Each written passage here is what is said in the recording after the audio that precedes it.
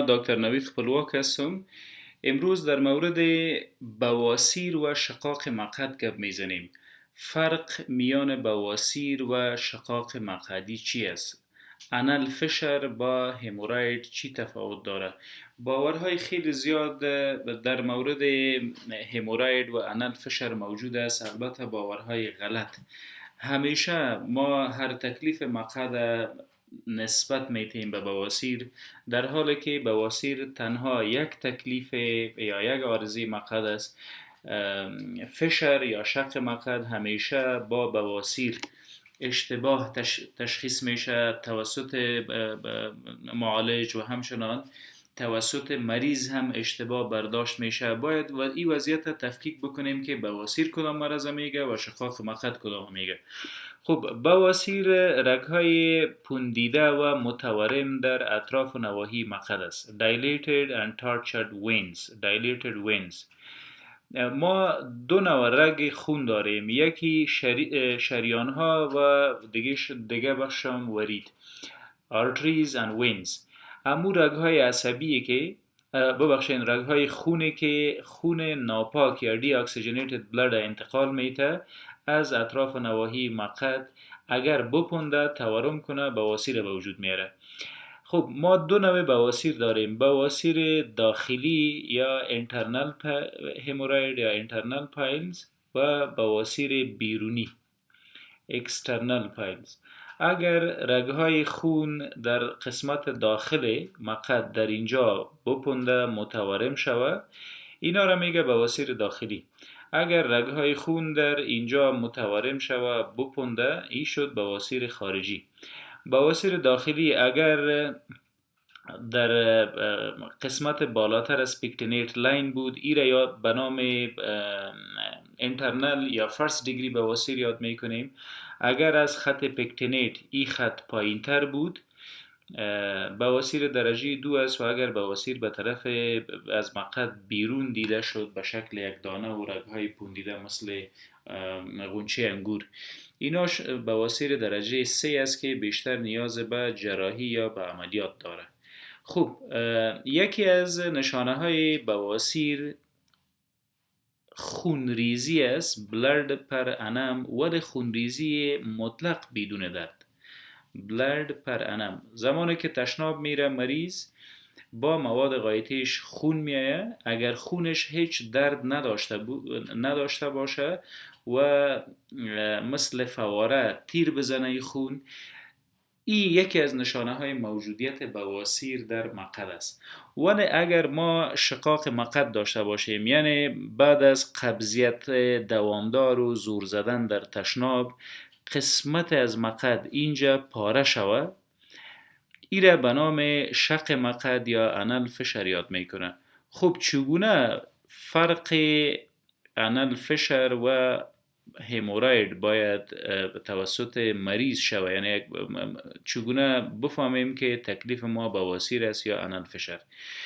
یکی از نشانه هایی که تفکیک میکنیم موجودیت درد خیلی شدید، severe pain. چی وقت؟ در هنگام دفع مواد غایطه، severe pain in defecation، یا درد خیلی شدید در هنگام دفع مواد غایطه اگر با خونریزی خیلی کم دیده شد، ما به بواسیر نه به انال فشر یا شقاق مقعد مبتلا هستیم. در هموراید یا در بواسیر درد نیست، تنها در هموراید درجه آخر یا 4 دیگری که هم هموراید بیرونی باشه و تمام محتویات همورایدال به بیرون پرولپس کنه، بعدش عفونی و التهابی شه و میتونه سبب تخریش و درد بگرده و در مجموع بواسیر عارضی بدون درد است. اگر در هنگام رفتن به تشناب دفع مواد غایطه درد خیلی شدید داریم، یک پوندیدگی به اندازه گندم، دانه گندم یا دانه جو در اطراف مقعد داشته باشیم، این وضعیت بیشتر دلالت به موجودیت شق مقعد میکنه. بیشتر خانم هایی که به ولادت طفل میرن، طفلشان تولد میشه، در هنگام تولد طفل زور میزنن و اینا بیشتر به شق مقعد مبتلا میشه. در پهلوی اینها قبضیت دوامدار، اگر قبض باشیم مواد غایطی ما خشک است، سخت است، دبل است و برای بیرون راندنش مجبور و مکلف هستیم زور بزنیم، این وضعیت میتونه ما را به شقاق مقعد مبتلا بکنه، شقاق مقعد یا انال فشار. این وضعیت هیچ وقت باید به همراه بواسیر باید مختلط نکنیم.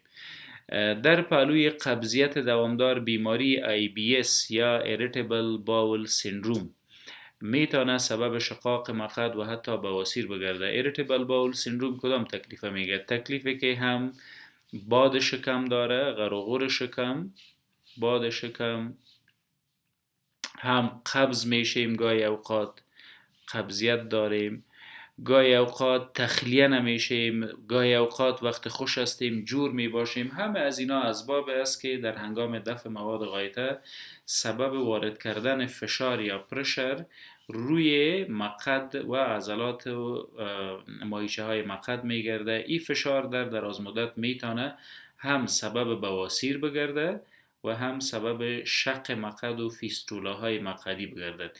این وضعیت باید حداقل تفکیک کنیم با بواسیر و امراض دیگه که در کانال مقعد به وجود میاد. خب شق مقعد چگونه معالجه بکنیم؟ تداوی چی است؟ از پومادهای GTN یا آینتمنت GTN، آینتمنت گلیسرو تری نایتریت 0.2%، یک ملهم یا یک کریم است، یک کریم به شکل پوماد. فرضاً این پوماد است، در داخلش گلیسرول تری نایتریت داریم. این پوماد در سر خود تو یک نوله داره، این نوله را روی از این پوماد میبندیم و این را داخل مقعد میسازیم. وقت داخل مقعد شد کریم پچخ میکنیم که به داخل بریزه.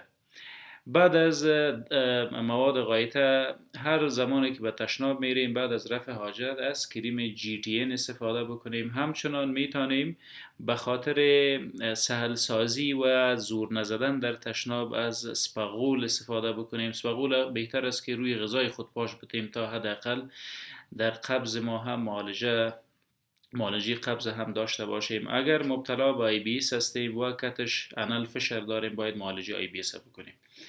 برای معالجه هموروید یا بواسیر چی مهم است؟ خب از هم اول باید بفهمیم که علت بواسیر چی است. بواسیر درجه اول اگر به سبب قبض باشه قبضیت برطرف کنیم بواسیر گم میشه. اگر بواسیر در درجه دوم از قبضیت و نفخ و باد و غرغور شکم باید علتش پیدا کنیم، او را برطرف بکنیم، این قبضیت بواسیر کدش از بین میره. ولی باز هم میتونیم از پومادهای به نام هیدنزا استفاده بکنیم. هیدنزا در بازارها موجود است، میتونیم بعد از دفع مواد غایطه از پوماد هیدنزا استفاده بکنیم، پوماد یا آینتمنت. از تابلیت های به نام دفلان، کسایی که بواسیر درجه 2-3 دارن میتونیم از تابلیت های به نام دفلان 500 میلی استفاده بکنیم. ولی برای کوتاه مدت اگر خونریزی داریم کتش هیچ درد را احساس نمی کنیم، تنها گاهی اوقات خارش مقعد احساس می کنیم، این وضعیت بواسیر است. اگر خونریزی خیلی کم است در مواد غایطه ولی درد خیلی شدید و طاقت فرسا، این وضعیت شقاق مقعد است. باید هر دوی از یارا در معالجه و در تشخیص در نظر داشته باشیم. ممنون.